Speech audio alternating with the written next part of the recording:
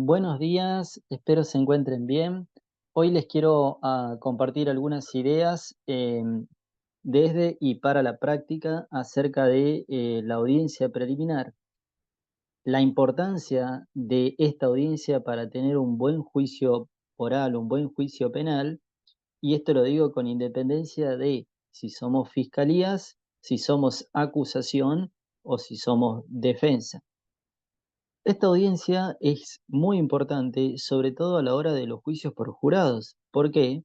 Porque permite introducir al juicio por jurado, al juicio propiamente dicho, información de calidad, información que las partes litigaremos en esta audiencia. Por eso es muy importante. ¿Dónde está ubicada, procesalmente hablando, esta audiencia? Va a estar entre la IPP, entre la finalización de la investigación penal preparatoria y el juicio penal, el juicio oral propiamente dicho. En el medio, es una audiencia previa, es una audiencia preparatoria del, eh, del juicio oral penal, ¿no? Esta audiencia preliminar, esta explicación va dirigida a los juicios penales en la provincia de Buenos Aires.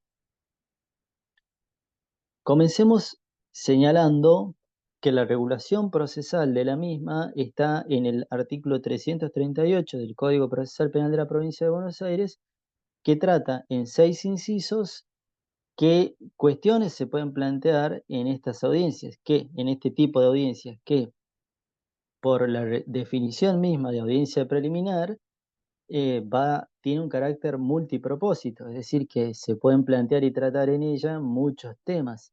También por esto hace a la buena práctica, a la buena litigación penal, que no tengamos una única audiencia preliminar, sino que podamos tener más de una. De mi experiencia en los juicios por jurados, he tenido 4 o 5 audiencias. Primero una audiencia preliminar, luego se fijó otra audiencia, luego otra, que en rigor los tribunales suelen llamarla audiencia preparatoria o audiencia ordinatoria. En cualquier caso, la intención de los tribunales con estas audiencias es que las partes podamos litigar la prueba y que solo ingrese prueba de calidad al juicio. De hecho, lo primero que quiero señalar antes de entrar de lleno a los incisos del 338 es que si el juicio es con jurados, esta audiencia es obligatoria. Si el juicio penal va a ser con jurados, jurados populares, esta audiencia es obligatoria. Así lo dice el artículo 338 del Código Procesal Penal de la Provincia de Buenos Aires.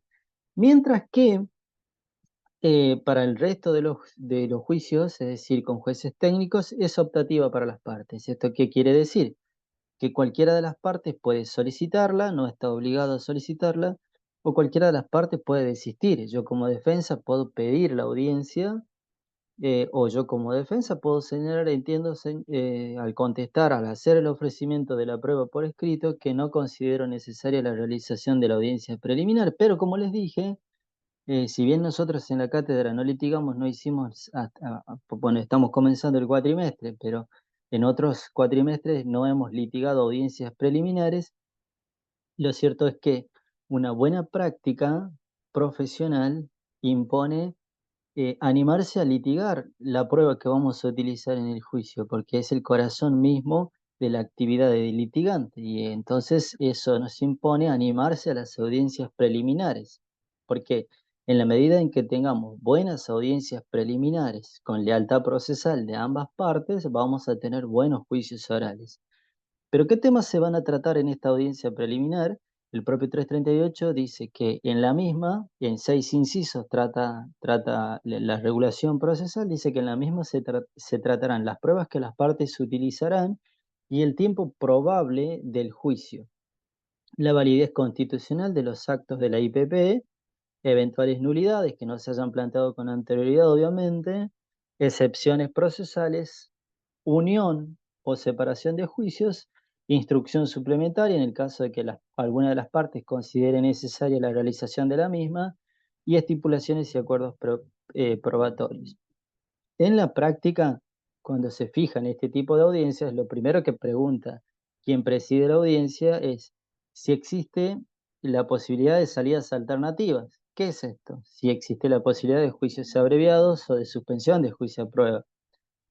¿Por qué es esto? ¿Por qué les señalo esto? Porque si las partes, llegado a este punto, vamos a hacer un juicio abreviado, discutir y analizar todo lo demás no tiene mucho sentido. Entonces, en la práctica, lo primero que se consulta es esto.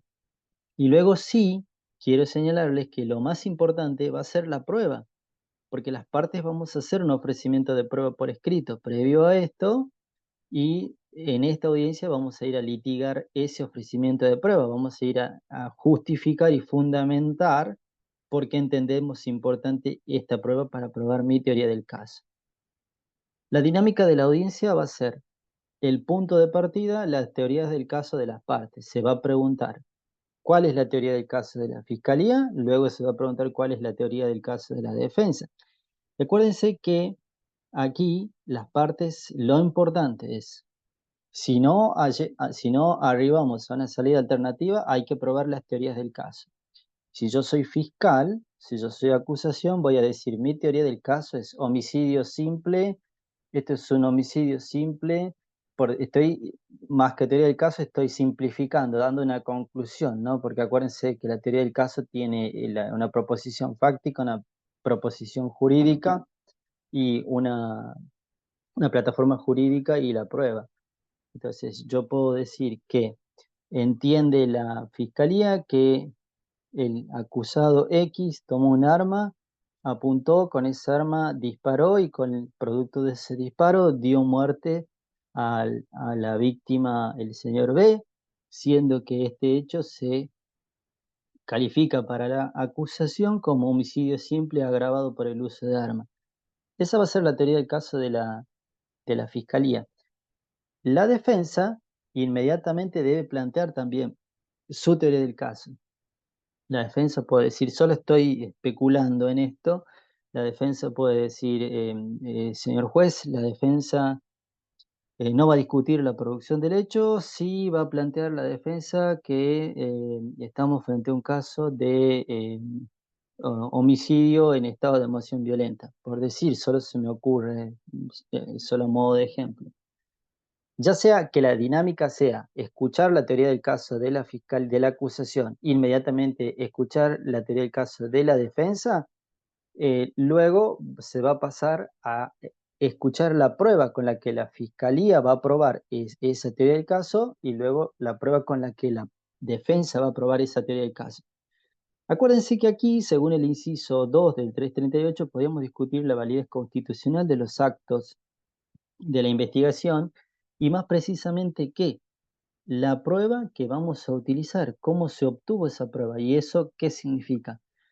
Que en esta audiencia vamos a discutir la legalidad de la prueba. Si yo soy acusación y no tengo muy claro cómo se recolectó, cómo se secuestró un arma y no tiene cadena de custodia, por ejemplo, la defensa aquí se va a oponer a que se incorpore ese arma como prueba para el juicio. ¿Por qué? Porque no respeta los canales de legalidad. Entonces, mutuamente, a partir de las teorías del caso, las partes se van a convertir en custodios de la legalidad de la prueba de la otra parte. Mutuamente nos vamos a litigar la prueba. No solo tiene que ser una prueba en ambos casos, obtenida legalmente, este es el primer requisito, la prueba, la legalidad de la prueba, sino que también tiene que ser pertinente. Volviendo al ejemplo del homicidio, la defensa no me puede traer, la fiscalía no podría traer un secuestro, si el caso es de un homicidio simple agravado por el uso de armas, no puede traer, por decir, el secuestro de estupefacientes, que no guarda pertinencia, sería impertinente con relación al caso de la acusación, ¿no? Y esto es lo que se va a discutir en esta audiencia. No solo la pertinencia, sino también la relevancia, que ya vamos a ver a qué apunta la relevancia de la prueba. E insisto con este criterio que las partes mutuamente se van a convertir en custodios una de la prueba que la otra parte quiera introducir. para el juicio penal, ¿no? Y en este caso, nuestra teoría del caso va a ser el punto de partida. Aquí nosotros vamos a comenzar eh, desde nuestra teoría del caso y esto nos impone seriedad en nuestro trabajo. No vamos a poder ir, voy a ser autocrítico conmigo mismo, no voy a poder ir al juicio como defensa a decir, señor juez, yo voy a probar la inocencia de mi cliente sin perjuicio que en este juicio surja un estado de necesidad o sin perjuicio que en este juicio surja que mi cliente no estuvo. ¿Ahí qué le estoy diciendo al juez? Que no fui serio, que no preparé el caso. Y eso tiene que ver con reglas de la ética y del profesionalismo. Ir preparados al caso. Yo no le voy a poder llevar como marca la Filmina las pruebas acá, un camión de prueba, un bolquete de prueba y decirle, señor juez, acá está mi prueba. No, no, no. Voy a tener que construir mi teoría del caso de manera sólida y de manera responsable. Acuérdense que los elementos de una teoría del caso son las proposiciones fácticas, esto es, o los hechos, la prueba con la que voy a probar ese hecho y el derecho aplicable o la norma aplicable. También una buena práctica aconseja, cuando yo mismo elaboro mi teoría del caso, que es la que voy a defender en el juicio, analizar las fortalezas y las debilidades que esa teoría del caso tenga. Entonces, a diferencia de ir no preparado, ir a improvisar en un juicio, voy a tener que tener la teoría del caso bien definida y plantear un hecho, una proposición fáctica, una prueba para acreditar ese hecho, la norma aplicable a ese hecho. Analizo la fortaleza, analizo también la debilidad que esa proposición fáctica representa para mi teoría del caso.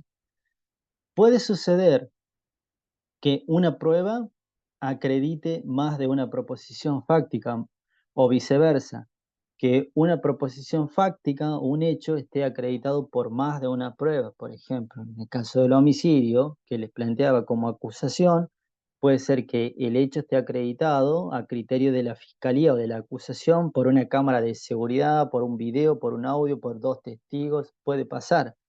Lo que nosotros vamos a tener que hacer es asegurarnos que cada proposición fáctica nuestra va a tener una prueba para acreditar esa proposición fáctica. Como les vengo señalando hasta ahora, nuestra teoría del caso va a ser nuestro punto de partida en esta audiencia. Recuerden, cuando les hablé de teoría del caso, que Beitelman y Duce sostenían que una buena teoría del caso es el verdadero corazón de la actividad del litigante. Insisto, entre paréntesis con esto, bien en criollo, o sea, todo lo que hago, lo hago como litigante para probar mi teoría del caso e impedir que el contrario pruebe su teoría del caso. Entonces, retomando la definición de Beitelman y Duce, es que una buena teoría del caso es el verdadero corazón de la actividad del litigante, pues está destinada a proveer un punto de vista cómodo y confortable desde el cual el tribunal pueda leer toda la actividad probatoria, de manera tal que si el tribunal mira el juicio desde allí, será guiado a fallar a nuestro favor. Dicho de otro modo, el punto clave es la teoría del caso. Perdonen que sea reiterativo en este sentido, creo que a este punto ya no quedan dudas de que si no tengo teoría del caso, no puedo ni siquiera comenzar en esta audiencia, en la audiencia preliminar. Así la audiencia preliminar va a ser la preparación del juicio en donde las partes, como les decía, van a fundamentar y justificar la prueba que van a utilizar para probar sus teorías. Porque acuérdense que el terreno, un juicio oral, no debería ser un terreno de sorpresas para ningún litigante. No podríamos ir al juicio para ver qué es lo que sucede o qué es lo que descubrimos, ¿no? Por eso les decía antes que vamos a tener que ir preparados con una teoría del caso seria. ¿Y cuáles van a ser los criterios de admisibilidad de la prueba? Mutuamente nos vamos a convertir en custodios de la prueba. Yo como defensa me voy a convertir en custodio de que la prueba que ingrese la fiscalía haya pasado por el tamiz de legalidad, pertinencia y relevancia, o sea, que no incorpore cualquier prueba obtenida de cualquier forma. La legalidad de la prueba tiene que ver, que dice, la legalidad de la prueba que pretenda utilizarse debe haber sido obtenida legalmente, sin afectación de garantías constitucionales, en particular del derecho al debido proceso. ¿Y esto cómo sucede? Si yo como fiscalía en la práctica quiero incorporar, les decía, el arma, pero resulta que no se hizo cadena de custodia, la defensa se va a oponer. ¿Cómo funciona? La fiscalía va a decir, esta es la teoría del caso, que es un homicidio simple agravado por el uso de arma, este es el arma. Entonces la defensa, ¿qué va a pretender la fiscalía? Incorporar el arma secuestrada. Y resulta que no se hizo cadena de custodia. Entonces la defensa va a decir, objeción, señoría, o me opongo, señoría, ese arma no se puede incorporar al juicio porque no tiene cadena de custodia. Frente a este planteo, de alguna de las partes, que en este caso sería de la defensa, siguiendo el ejemplo, sobre la ilicitud de la prueba que se pretende incorporar, debe ser sustanciada por el juez. ¿Esto qué quiere decir? Que se le tiene que correr traslado a la otra parte, quien va a tener que contestar, fundamentar y señalar por qué entiende que no es prueba ilegal. Pues tengan en cuenta que la ilegalidad de la prueba determina su exclusión como tal y por ende el rechazo para ser reproducida en el juicio. Supongamos que en este ejemplo yo me opuse como defensor y digo, no se ha obtenido legalmente esa prueba. ¿Por qué? Porque no hay una cadena de custodia, se le corre traslado a la fiscalía y si el juez me hace lugar, esa prueba, ese arma no va a poder ser utilizada como medio de prueba en el juicio. Miren si no es importante la seriedad en este tipo de audiencias y si no es importante ir preparado con una buena teoría del caso. La pertinencia tiene que ver con que para que un medio de prueba sea admitido, debe referir directa o indirectamente a acreditar una proposición fáctica de mi teoría del caso y que corresponda a un hecho controvertido. Si yo quiero incorporar, si yo digo que como fiscalía que este hecho ocurrió a las 23 horas y quiero incorporar una prueba que indique que en la noche no se puede ver, bueno, estoy en problemas, ¿no? Porque primero que no sería una buena teoría del caso, no sería algo sólido ni tampoco es lógico, porque la nocturnidad no necesita ser explicada, primero, ¿no? Segundo, tengan en cuenta que lo que tengo que incorporar es prueba que se refiera a una proposición fáctica de mi teoría del caso y que se refiera a un hecho controvertido. Porque si nos vamos a poner de acuerdo en el caso de un homicidio, si la fiscalía y la defensa se van a poner de acuerdo en que hay no un homicidio, sino hay una muerte, entonces no sería necesario llevar la partida de defunción o no sería necesario llevar la prueba que acredite esa muerte. La discusión, en este caso, la pertinencia va a tener que ver en el cómo se produjo esa muerte. Entonces, si se relaciona o no se relaciona. La pertinencia es que tenga relación directa o indirecta con una proposición fáctica de mi teoría del caso y que además sea un hecho controvertido.